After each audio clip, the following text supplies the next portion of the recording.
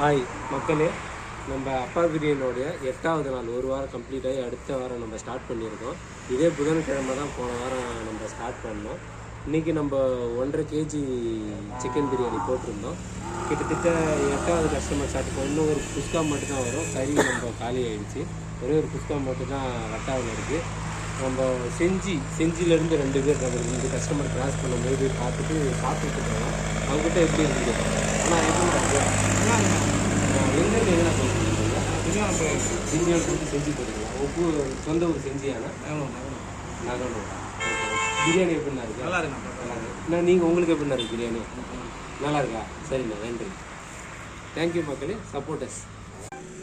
மக்களே, நம்ம பயணத்தில் இன்றைக்கி 8 பிரியாணி தான் போச்சு. ஒரு பிரியாணி குஸ்கா இருக்குது, ஆனால் போகலை. இதை நம்ம யாருக்குன்னா இன்னொன்று நம்ம டிஃபன் ஆர்டர் பண்ணிகிட்ருக்கோம். டிஃபன் ஆர்டர் லோக்கலில் செஞ்சு ஒரு 10 கிலோமீட்டர் சரௌண்டிங்கில் பண்ணியிருக்கோம். இன்றைக்கி வந்து நம்ம ஒரு 5 பார்சல் கொடுத்தோம். நேற்று ஒரு 9 பார்சல் டிஃபன் கொடுத்தோம். இட்லி, வடை அண்ட் பூரி இதெல்லாம் சேர்த்து பார்சலாக 50 ரூபாய்க்கு பண்ணிகிட்ருக்கோம்.